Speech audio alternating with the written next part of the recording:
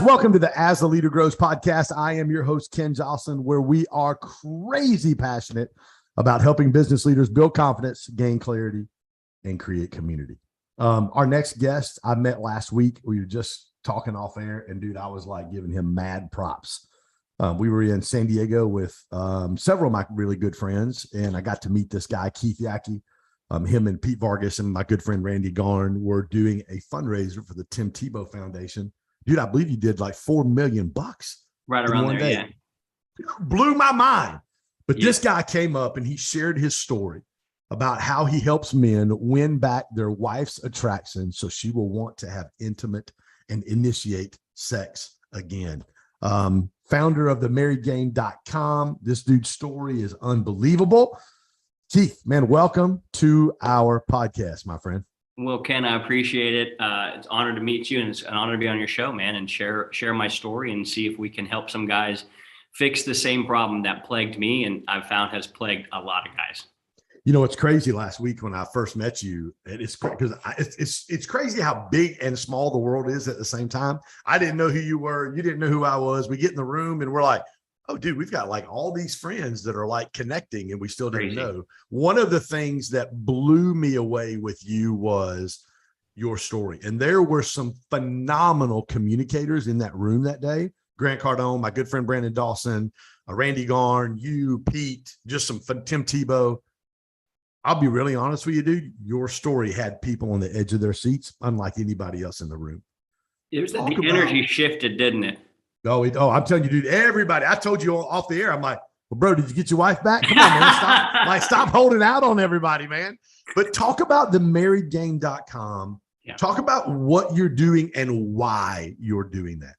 Well, let me start with the quick version of my story so people understand why I'm so passionate about this. And I think that a lot of guys, especially guys that, you know, are in your circle, we're all kind of wired a similar way. We want to live to our potential. At least we feel like we're chasing that every day, right? We're like, I want to get better. I want to be more. I want to have more resources. I want to have my body be in perfect shape. I want to be ultimately for me. And you know, this is the pastor, the old school pastor in me coming out. I'm living for one thing, and that is when it's all said and done, I stand before the person that gave me breath, gave me waterproof skin, and allowed me to recharge without a cord every night when I go to sleep. When I stand in front of that being, I call him my creator. Mm-hmm. I want to hear, well done, good and faithful servant. Enter into the joy of your Lord. Like, that's all I want. And so I'm optimizing for that. Well, 5.5 years ago, was a far cry from that. And my wife, literally, we were moving into our dream house. We'd had some economic success through real estate. I'd flipped 700 properties, owned 300 rentals. I was just all in. When I'm all in on something, I'm all in on something. Yeah. And my wife basically told me, she goes, listen, we were moving into our dream house in Vegas. And when I say dream house, anybody would have been like, wow, I'd love to live here.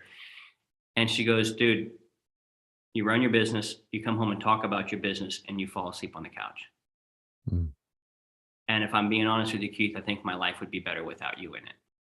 And so her and my 2-year-old daughter left. She helped me move into our dream house. We packed up her stuff in the U-Haul, and I watched it drive down the driveway and away, literally thinking that was it. Like, this would be my second divorce. Mm. And I was heartbroken. And I realized as soon as she left, it was like a light switch went on in my brain and realized, Keith, you're the problem. Mm. I didn't cheat on her. I didn't beat on her. I didn't do any of those things. It's just, I didn't show up. I was like so busy doing my thing. And she's just like, I tried to tell you for 2 years that I want to be a priority in your life, at least somewhat of a priority. And so I fell in the trap, like many guys like you and I and all of our buddies do, is we are chasing excellence, and oftentimes we leave people behind, especially those who are closest to us. And I had the realization for me, if the people closest to me say that their life would be better without me in it, who cares if I have all these people on the internet that think I'm cool, all these people in my business and my clients that go, wow, Keith's great. The people who know me the best are like, we'd rather not live under the same roof as you. I'd rather not be called your wife. I'd rather go do something else. And so that's when it really hit me. I'm the problem. which was a hard pill to swallow. But then I realized if I'm the problem, I'm the solution. That's And good. that was the biggest thing for me, is realize all this dirty laundry that I'm complaining about in a dark room that I can't tell whose it is. Once the light bulb went on, when she left, I was like, this is all my shit. Yeah. This is all on me. So having her leave, and kudos to her for having like truly like the backbone to go, I'll walk away from all this abundance to simply go and find the love that's I'm worthy of. And that's what she was doing. And that's what woke me up, man. So when you say that, dude, I'm like, because as a man, obviously, we both are Christ followers, which is what I say. I don't use the term Christian because 80% of Americans identify themselves as Christians, but they don't really follow the teachings of Jesus. You're out there, you're building this business, you're doing these things for your family. Yeah. And yet here you are, and you gave your wife, as any husband would, be like, that Goosebumps talking about this, like, dude, babe, here is our dream house. Yeah. Here's what you want. We've got a 2-year-old baby. And literally you walk in, and before you know it, she's empty. And now your home and your life is empty. Yeah. I would have given everything back at that moment to have her. What in that process did you learn about? It's not necessarily about the dream house, or it's not necessarily about my business, or it's not the 700 homes I flipped, or the 200 or 300 homes that I own that I use as rental properties. Like, walk me through that aha moment when she left, to you discovering and really realizing what the important things were in your life. Well, dude, when they left, I came to realize it's a big house, and now it's empty. I mean, it's furnished, but it's just me. And at that point, I had already lived a life. Like, I had already had sex with a couple hundred women at that point, because I went from being a pastor to a total playboy. Like, I left the church. I said, that's great. I want to meet with my creator. I'm not into all the, frankly, I got tired of Christians, if I'm being honest with you. And anybody listening to this probably like, yeah, I get that. I get it. Yeah, I get and it. I realized, wow, this was the greatest woman I had been with. I mean, you've been with that many. I had been with that many. I had been around. I experienced a lot. And I thought, I just pushed the greatest human being I know out of my life. I need to figure out what's going on with me. And so I literally hired 3 coaches to figure out how to get her back. And they gave me good advice, but I actually never believed they went through what I went through because of the pain. And so when I usually describe what's going on, like if I'm talking to an audience or a webinar or doing something like this, I try and get into the pain of what I experienced, because when somebody hears you explain what happened, they go, I know that guy knows what he's talking about, because I felt the exact same thing. And so I got her back. I did get her back. And then from there, we built this thing together over the last it's been almost close to 5.5 years now, to where we're like, okay, what actually needed, where did I go wrong? And I had a lot of time on my own to figure that out. And I didn't have these 5 dials at that time, but this is what came out of it. And then it started here's the interesting thing, Ken. When I got her back, my closest friends, Pete Vargas, Dan Martell, some of these guys in my close circle were like, hey, I know you got Jesse back. I've got an employee working for me. My head sales guy just got served divorce papers. You think you could help him? So I didn't even set out to start married game. I was continuing to run my business. Her and I were getting on fire again. And it's because I showed up. I took 100% responsibility. I always tell a guy, you have to take the responsibility. If your wife leaves you, or if she might be there physically, but you can tell she's checked out. If you're laying in bed and she feels like a mile away, I always tell guys, here's how you know you're in trouble. Here's the 3 signs you're going to know you're in trouble. First of all, I believe sex and intimacy and connection in the relationship is just the fruit. It's the last.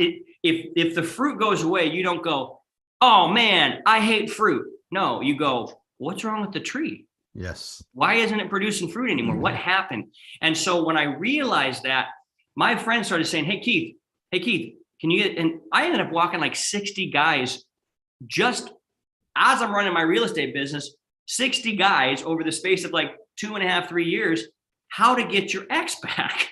And I've developed a very specific process because I realized, wait a second, number one, I've got to do this for me. I can't do any of this. And most guys are doing something for their wife because they want to get something. And so here's the 3 signs you'll know if you're in a situation that A, she's about ready to leave, because most women take about a year or 2 to plan their leaving, because they're like hoping. No woman wakes up and says, wow, I really can't wait to split up my family today. This is going to be great for the kids and great for me. No, they're terrified, especially if they're financially hooked to you. So here's what I realized. If she no longer initiates sex, if she no longer enthusiastically participates, so she doesn't initiate, she doesn't enthusiastically participate, or she's more into the spreadsheets than she is the bed sheets, you've got yourself a problem. You've got yourself a problem. And the problem is you, but the manifestation of that problem is she's no longer attracted to you. And it's not biceps and abs. It's not flashy cars that gets her attracted to you. I'm talking about attraction means she's leaning in. She's no longer just rolling her eyes and like, oh God, stop talking. But she's leaning in saying, I respect you. I honor you. I admire who you are because I see you in your private life. I see everything about you. So that's when I realized, okay, we have something here that a lot of people, a lot of guys are going to need, because not every woman leaves, but a lot of them check out while they're still there. And that's what a lot of guys experience, and they don't know what to do. I love that. How long, Keith, how long between the time when your wife left and you're in that empty house did this is me, and you were going, I'm going to take total accountability for this, and whatever I have to do to build Keith to become the best version of who God created him to be, I'm going to do that? It feels like it was a nanosecond. So I don't remember exactly if it was a day or 2, but it seemed almost instantaneously, because when she told me why she left, and I have reverse engineered and put that into my 5-dial system to help guys get their love life back on order. But it felt almost instantaneous, because it was like a light switch that went on. I don't know if it was as soon as she left. I don't know if it was a day or 2 after, but it became pretty clear pretty fast. Oh man. I ruined it. I went on YouTube. I watched probably 150 videos from anybody talking about your wife leaving, how to get her back. Because I realized, dude, this is going to be my second divorce. And this was on, I don't know. It became like a lightning bolt from heaven. Yo, buddy, you're the problem. And so I quickly said, okay, I'm 95% the problem. There's got to be something wrong with her. That's crazy. What in that journey, tell us I know you've got your 5 vows. You talked about, you're in trouble when no longer initiate sex. She's not enthusiastic about sex. She's more into spreadsheets than bed sheets. I love that. That's you sound like a pastor. You got your 3 points and you got something that rhymes. You're good to go, baby. Yeah. Wait till we get started. You're good to go. But tell me some things you learned about you. Like, what were some of the things that you had to I do mirror work. I've got 2 therapists, not just one. I've got 2. One of them is Dr. Rob Kelly. He's one of the top NLP guys in the country, works with a lot of A-listers. And I do mirror work every morning. Like, part of my mirror work is, Ken, I love you. I do it 10 times. And by the end, I'm fist bumping myself in the mirror. And then I do my affirmations. Because what happens is I learn things about me. Sure. What are some of the things you learned about you in this process, Keith? I learned that I'm pretty good at most things without a lot of effort. And that if I actually put some effort in, I could be great. Wow. I learned that because things have come pretty easy to me in my life, whether it's making money, whatever it is, that I tend to not put forth a tremendous amount of effort, and the people around me notice it and recognize it. I learned that I was really quick to take the easy route. I learned that I'm the guy that's actually not very disciplined. I learned that I'm the guy that thinks more about myself than others. Those were the things that I learned, that I had to recognize and go, that's you, buddy. That's you. And I go, well, I don't like that. And this is why my wife left me. And so I realized I needed to change who I was. And the big punchline, and this is what I learned from my 3 coaches, that none of them said this, but this is what I got out of them. Keith, if you want to move on, because dude, she moved to California. She moved 4 hours away. After some time, she found another guy. I was out of the picture. There was no Keith and Jesse. It was Jesse and this new dude, and my daughter was there. And then I would see my daughter every other weekend, or I'd go down there. I'd fly her up here. And I realized that, damn, I'm a pretty selfish dude. I'm a pretty selfish dude. And I realized that I had to change that, or else I was going to continue to suffer the exact same problem no matter what. My business was really well. I was doing multiple 7 figures, but I would always hit the ceiling. And the ceiling was me. And I realized, Keith, this is all on you. You're not taking this serious. And so I was selfish. It was about me. My wife lost herself in my craziness. We've always had kind of a big life where I'm charging, I'm going, we're doing this. I had I started conferences, all this stuff, and my wife was just there as a support, but she lost herself, and therefore she resented me for losing herself. So when she actually stood up and said, "Hey, I'm going to leave," it was her standing up for herself. And I actually, after she left, I'm like, big kudos on you. Like, you left a very comfortable, abundant life because you were just tired of my shit. That's what I learned about me. So over the last 2 years, I've dropped about 82 pounds. Wow. So health journey is easy. You work off more calories than you consume. How did you change, Keith? What was that process like? Like, what's the formula to get unselfish? The formula to lose weight, I can tell you what that is. It's easy. Yeah. But the formula to not be selfish. Well, to really change your heart. I don't know what the formula was back in the beginning, but I can tell you the formula we've created now, that we've had a couple hundred, almost 270 dudes come through now in the last probably 2 years, that has worked 100% of the time. So let me just tell you that formula, because that's one that I know 100% works. And early on, it was things like this. So let me just talk about the 5 dials, and then that will literally give you the formula, because I believe every woman is judging their men on these 5 dials. And when you get all these 5 dials nailed, we say that's when you become a provocateur. A provocateur is a man who provokes his woman to want him, to be close to him, to want to have sex with him, all these types of things. And so what I realized, and Ken, this is going to sound pretty crazy, but when I explain these, most guys are like, how did I not see this? And I tell everybody, I had just invented the pet rock. I'm going to share these things with you and with our audience here. And they're going to be like, well, that's not that hard. Well, no shit, it's not that hard.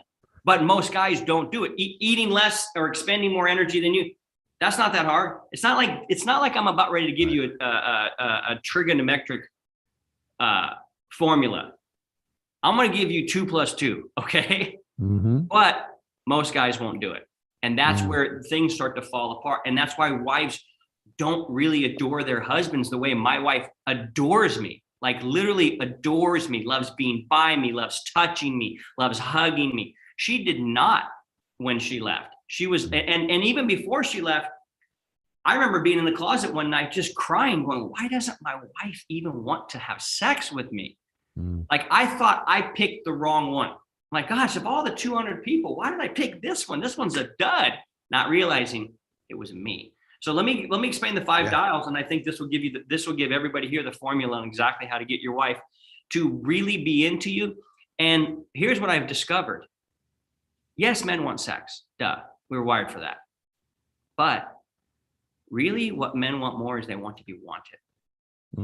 Every man wants to be wanted, man. Like, we want to know that our wife wants us. And that's the chief frustration amongst most men, is that they feel, well, my wife just, I don't know, she doesn't seem to be into me. Well, here's the 5 things she's judging you by. And this happens to be the formula for how to actually fix all of this. Here it is. First one, I call it the parenting dial. Your wife has baked and then delivered this bun to the world after 9 months. Her body's gone through all this stuff, and she's biologically wired to love her children more than her husband. How do I know this? Because moms don't divorce kids, they divorce dads. So like just the simple fact of a mom is going to love her child more than she's going to love you. And it's her wiring to do so. So if you aren't a good dad, and when I say good dad, I was horrible. I already had 3 other kids from my first marriage. They're now like 24, 22, and like 19. So they're up and old and raised, and we get along great. But with this 2-year-old, my wife's like, dude, you're such a bad parent. I don't even want to have another kid with you. And you're such a bad dad. I don't even want to leave our daughter so I can go have a girls' night because I'm afraid you'll be on your phone and something's going to happen. You won't know what to do. Like it was really, to my shame, I was that bad of a dad. Now I probably would have said, no, I'm a good dad. But when she really boiled down to, she's like, dude, you're not that good of a dad. And so she's wondering, are you a good dad? Secondly, the partnering dial. The partnering dial, I call it like the best friend dial. Most guys in trying to get their wife to want them, most guys are very transactional. They'll do more around the house. They'll try and experience happy wife, happy life. They'll buy her gifts. And I call those all pseudo solutions because they're not real. And every guy that's tried them realized they don't work. I take the trash out every night and my wife still doesn't want to make out with me. Well, yeah, because guess what? You're doing it to get something. That's called taker energy. Ken, if I only hung out with you to say, what can I get from Ken? How can I get something from Ken? You'd be like, bro, dude, you reek a taker energy. Well, that's what our wives are saying. They're like, oh, you took out the trash? Well done, male human. That's what a good dude does. So I don't do these things to try and get laid. I do these things because that's what a good dude does. That's my dog that shit in the side yard. That's why I pick up the poop. That's a lot of my trash in that trash. That's why I take out the trash. Because that's what a good dude does. I don't do it to get laid. I do it because that's what a good guy does. That's what a partner is. And so many guys are like listening to their wife and like, all right, if I listen for 17 minutes, I might get lucky tonight. It's transactional. It's not, hey, I want to listen to my wife because that's my best friend. I wonder how her day was. What is she up to? Like actually be engaged and actually listen. So the partnering dial is she's like, hey, well, you don't seem like you're that into me. And dude, my wife said, I'm more lonely being married to you than I would be if I was single. Wow. I'm more lonely being married to you. These are like, okay, all right, I should probably listen to this. I didn't, and she left anyway, because most guys don't. We need like 2x4s to whack us up beside the head and go, oh, wait a second. That's what her leaving was. Your 2x4 was a U-Haul backing out of the driveway with your wife and your 2-year-old. Everything I held precious to me drove out of that driveway that day. So what happened was this. Partnering is, do I help with the kids because I'm a dad? Not because, hey, that's your job. I make the money. That's where a lot of this comes from, Ken, is the entitlement, man. Because what do we as men do? We go, hey, we protect, we provide, we produce. Therefore, we should get laid. And what happens is we get entitled, and anybody that gets entitled becomes apathetic. And so therefore, we're no longer putting in effort. And she's like, well, dude, you're not putting any effort into this thing.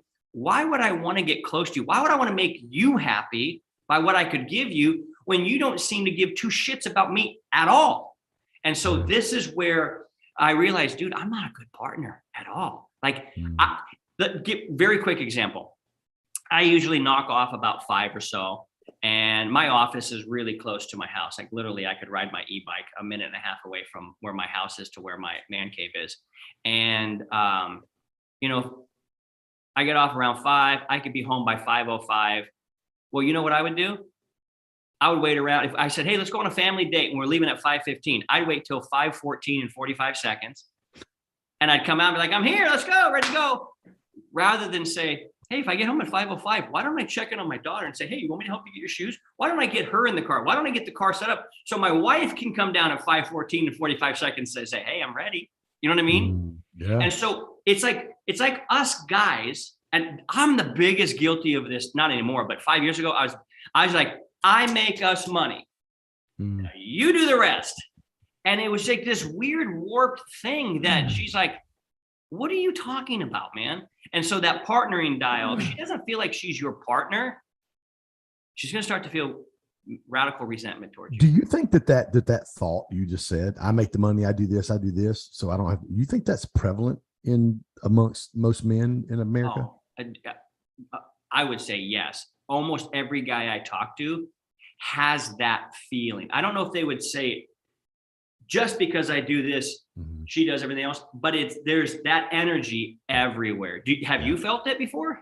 Oh, of course I have. Yeah, of course I have. Yeah. One of the things you're talking about this, one of the things, and I've shared this several times over the past several years, I taught my kids, my oldest is 26, my youngest is 14.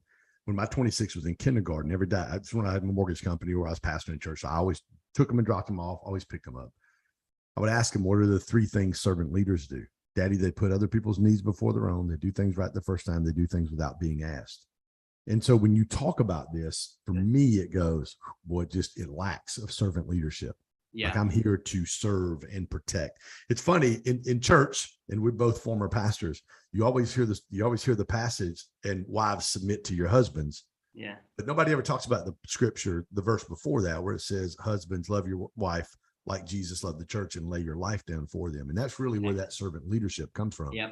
I think when you get that perspective, it takes that up another level. That's exactly right, man. That's exactly right. So we got the parenting, we got the partnering, we got the next dial is the producer dial. And we're really good at this. Like, guys are literally bred to go hunt the buffalo, bring back the pelt, bring back the meat, and make sure the tribe's good, right? But what I've noticed is a lot of us become workaholics in this chase for excellence, this chase for abundance, this chase for significance and meaning amongst our society. And what happens is we say, hey, I'm doing all this for you. And my wife's response was, great, that's amazing, except you never spend time with us. You come home and you're on your phone. Like, if I go out to eat, all my close friends know, if we're going to hang out and you're going to be on your phone, I will stop talking. I'll wait. Go ahead, whatever. And I'll just be like, hey, if you want to be on your phone, like, let's not eat. Like, right. I don't want to hang out with somebody. I don't want to look at the back of your phone if I'm going to have a human experience with you.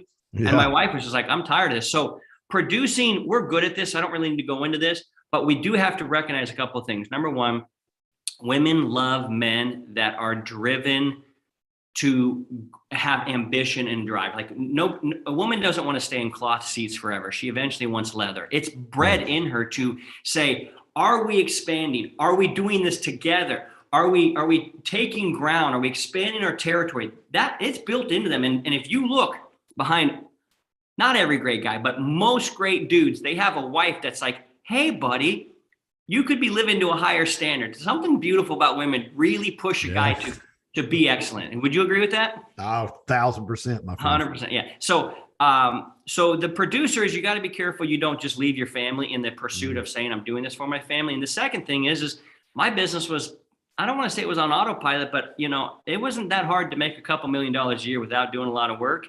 And I actually started getting fat, sitting on my couch, letting the team do everything. And she's like, what happened to the drive and ambition of taking over the world that when I met you, that's who you were. What happened? So there's this thing where you can drop the ball by being a workaholic. You can drop the ball by just collecting rent checks and living your life. And both of those things are a massive turnoff. They repel, they don't attract. Okay. So that's the third dial. Guys know that one. Now the fourth and the fifth dial are the ones that almost every guy I meet is radically messing up. The first three are pretty basic. Be a good parent, be a good partner, and make sure you've got meat in the freezer so you guys are going to eat. If you're not doing that, then you need how to actually be a man course, right? But this next two is where men really mess it up. And the fourth dial is the player dial. Now people think player, what does that mean? You're out screwing around with a bunch of women? No, player dial means have fun. You used to be fun. When she dated you in the beginning, you were fun. There was something, there was a butterfly in her stomach. Dude, I remember the second date Jess and I went on. It was she came over to where I was at, and I'm like, I'm not feeling very good. I want to go to the store and get some like Sudafed. Perfect. It's a date. And we walked down there and we just had the best time. But what I noticed, and my wife told me this as before she was leaving, she's like, you never take me out anymore. We don't go have fun anymore. Like, we don't go dancing like we used to. Everything's so serious. You're building your business. Hey, we're going to get to that. I got this. And she's like, dude, Cyndi Lauper, the greatest American poet ever, made it very clear. Girls just want to have fun. Have fun. Yeah. But yet guys become so serious, like they've had a broomstick broke off in their butthole, and they can't even like, so here's the real thing. Your wife probably doesn't think you're very much fun anymore. I know I wasn't. She was like, Keith, you were the party animal, life of the party guy. And here we are, about 5 years into our relationship, and you're just not that fun anymore. What happened? And so so like, you know, when I took it to player, I talk about making sure you are in shape, making sure that you do dress good, make sure that you do smell good, that you clip your fingernails, that you don't just look like some homeless dude. You know what I mean? But like, actually, if your wife was sitting across from the room, was she like, I'm proud of that guy? Or is she like, yeah, that's my man? Every woman wants to stand across the room and be like, I'm super proud of that guy. And so the player dial is this, and I'm going to use the dating analogy because it's the simplest, easiest one for us to understand. A lot of times I'll go, when was the last time you took your wife on a date? Like, I don't know, like 6 weeks ago. I go, 6 weeks ago or like 10 weeks ago? They're like, all right, 10 weeks. I go, what'd you do? And they go, well, we went to Home Depot, pick up some parts for the house, and then we swing by Chick-fil-A and then head home. And I'm like, well, no duh, Casanova. No wonder she doesn't want to jump in the sack with you. No connection outside the bedroom leads to no connection inside the bedroom. Ooh, that's good. And what happens is, if you're not taking your wife on a date anymore, she's still in mom mode. Cheerios in the hair, stepping on the Legos, PTA meeting, homework, all the stuff. Take her back out. Go dancing with her. Go to a concert. Go play cornhole in the park. Do anything that's fun. And guys are like, well, I don't know what to do. All right, here's the solution. You ready? Imagine you're single right now, and the hot girl from high school lands in your DMs. And she goes, wow, looks like life is great. We should get together and catch up. You're like, perfect, it's a date. I'll pick you up at so-and-so time. How would you show up to that date? I'm talking, it's the girl you always wanted. For me, Kristen Bennett, 9th grade algebra, head cheerleader, didn't give me the time of day. I'm like, oh my gosh, if Kristen showed up, what would we do? Well, first of all, you'd want to smell good. You'd want to look good. You'd put some time and energy into planning. We're going to go here. Then we're going to go here. We're going to go here. What is it? That's called effort. Mm-hmm. Guys have stopped putting effort in because they go, oh, you know what? She said I do. It must be done. We've crossed the finish line. Dude, no. You just are stepping into the starting blocks, dude. You're stepping into the starting blocks. And so guys stop putting effort in to their wives. And so their wives are like, I'm like your 5th priority here, buddy. And you never take me out. We never date. I don't know why guys stop dating their wife. It's the biggest sin ever. And as far as I'm concerned, and what really needs to happen is be like, all right, I got like tonight we're going to a movie. My wife has, you know what I mean? Like there's this movie she really wants to see. I'm like, all right, we're going to go to the luxury theater. We're going to have a nice flatbread. We're going to get the churro dessert. We're going to have fun. We're going to have a good time. But man, we ride our e-bikes. I always think, what would I want to do as a 13, 14, 15, 16-year-old kid? What would I want to do? Well, that's what I take my wife on dates on. And dude, it's mandatory, because if you don't date them, like, what are you doing? And most guys aren't very creative. They're not very clever. And yet they want this rock star in the bedroom. And yet they're a total dud outside the bedroom. Like, what do you think is going to automatically switch as soon as they walk through the door? Like, oh, wow. Oh, we're in the bedroom now. Woo! Like, no, dude, you're not even, there's no investment. And I always talk about ROI. Every investment deserves an ROI. Invest in your wife. The ROI you're going to get is the return of intimacy. There's a pastor for you. That's good. Return of intimacy. That's what every guy wants. They want a wife that they know adores him, but they are not showing up in any way, shape, or form. So if you're not going to play, you're not going to bring out the playful side of her. It's that simple. And let me hit the last dial. because I know we're running up on our time thing here, and I don't want to put extra pressure on you because I know you got your big interview coming up. Fifth dial. This one, every guy messes up. It's called the power dial. Most men are seeking validation from their wife. They go, I took out the trash. Do I get a cookie or a gold star, or maybe we can have sex? Did you see what a good boy I am? And we call that the mom matrix. I don't know what they do in Georgia, but I know that out here in California, moms don't like having sex with their kids.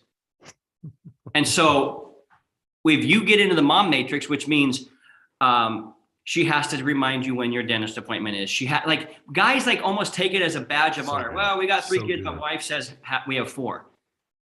All right. Well, that's an indictment that says you're not stepping up and being a man who leads. You're needing your mama to wipe your butt.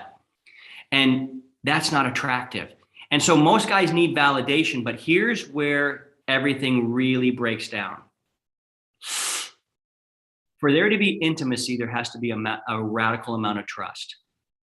And for there to be trust, they have to know your word is good. And most men do not do what they say they're going to do when they say they're going to do it without fail. And that was the biggest thing I had to learn. Yes, I'll hang this painting for you. A month later, she's like, I thought you were going to hang the painting for me. Yeah, I'll swing by the store and grab that for you. Oh, sorry, babe, I forgot. It got really busy, got caught up at the office. Nobody cares. If you don't do what you say you're going to do, when you say you're going to do it, they will not trust you. And when the trust goes down, the lust goes down. Plain and simple. Bro, if you told me, hey, Keith, we're going to be on this podcast, and then I show up, you're like, oh, man, sorry, bro, I got delayed. We'll have to do it next week. And then and after 3 or 4 times, I'd be like, bro, Ken, hey, man, we got an integrity issue here. And I wouldn't trust you. Same way for me. If you wouldn't trust me. And it's like the most basic fundamental thing for a woman to be able to want to be with you is for her to trust you. My wife is not worried about me out cheating or sleeping with someone. She knows for a fact that, not worried about that. But when her trust goes down is when I say, yeah, I'll pick up Jovi from school, and then I forget. Because nobody feels like a priority if you forget them. So good. Yeah. And this is the power dial is, do you edit or audit your shine? Because so many guys actually aren't having the sex or the intimacy in their relationship because they've been messing up these dials so much, and they don't know what to do. They don't know how to actually get it back. They don't know this formula. And so they start kind of acting like whiny little bitches. They start acting pouty. They get passive aggressive if they ask for, hey, would you like to have sex tonight? And she's like, I'm not in the mood. They start acting pouty, but they haven't earned the right to be like, you want to have sex? And she's like, oh boy, do I ever. This is why they're not getting the naughty pictures sent them. This is why their wife doesn't want to hold their hand or snuggle with them on the couch, because as soon as she touches him, he's like, oh, you want to go head to the bedroom? It's like these women are like, I'm with a man-child.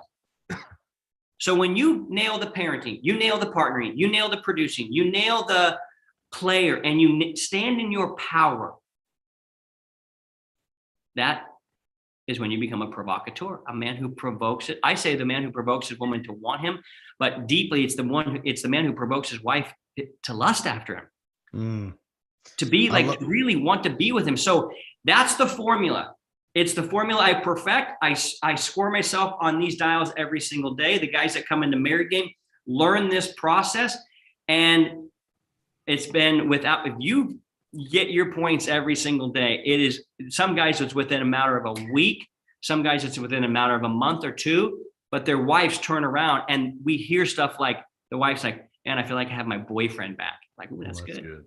That's real. I love what you said. You said the mom matrix. I wrote down, if she's raising you, she's not sleeping with you. She's raising you. I actually didn't say sleeping. I use a different word, but we'll keep it G-rated for mother trucking. G-rated. You better believe it. Yeah. Dude, man, I'm literally, you talked today. You just mentioned just a minute ago some of the stuff you talked about last week when we got connected in San Diego. Man, absolutely amazing. Keith, what's the best way for people to be able to connect with you and find out more about what you're doing? There's guys out there listening. If you're a dude and you're listening to this and you're like, check. Oh, damn. Okay. I need some help there. listen, you've got to reach out to this guy ASAP. Keith, what's the best way for them to connect with you, bro? Well, if they want to see more about like this, they should go to marriedgame.com. There's a video there that will explain this in depth in some more colorful language and more analogies that people will like. But if you want to connect with me and see a lot of clips from our podcast, and my wife and I do a podcast together, my best friend and I are on the same podcast. You just follow me at Keith Yackey on Instagram. That's where a lot of the activity is. And I probably have 200 videos on my Instagram right now that you can go and watch. And a lot of guys are like, I've watched them all. I scrolled all the way back and I just kept watching them because it's just homespun wisdom that says, guys, let's be honest here. Here's how it actually works. So that's well, you've walked through this. I mean, you've walked through it. You've come out on the other side. You realize, you were talking earlier, about I could feel the pain in your heart. And, as pastors, we always believe there's purpose in our pain. Like we walk through things, and it's not just for us, but it's for us to help other people circumvent that pain where they don't have to go through some of the things. We can help them out of it quicker than what they could obviously help themselves out of it. Are you in Vegas now? Or no, I live in Dana Point, California. Dana Point. That's right. Okay. You kept saying Vegas. I'm like, okay. I thought you said. Yeah, that's where she left me. I got you in Vegas because I was going to be in Vegas next week at EXPCon. That's why I asked. Oh, nice. Well, dude, listen, guys, check out Keith, marriedgame.com, Keith Yackey on Instagram. Tons of amazing, just wisdom and literally a process for you to be able to take these 5 dials: parenting, partnering, producing, player, and power dials. Get these where you need to be. And then turn your wife's desire and drive for you around. Absolutely unbelievable, dude. What a blessing, man. Thank you a ton. I can't wait for us to connect off air more and learn more about you and what we can do to be able to support and help you in everything you've got going on. Hey man, grow, stack, sex drive, baby. Let's go. I love it. Hey guys, thanks for joining us. Oh man, you're welcome. Thanks for joining us on the As a Leader Grows podcast. Again, I'm your host, Ken Joslin. If this has added value today, we're going to ask you to do a couple things. Number one, smash that subscribe button. Take a screenshot of this, share it on Instagram. I'll give you a little love. I've got a few followers, so we'll share that. We'll repost that for you, give you a little love on there. But again, guys, man, we are super passionate about helping business leaders build confidence, gain clarity, and create community. And guys, super excited. Keith, man, thank you for being with us today and taking the time, my friend. Honor, man. Thank you for having me.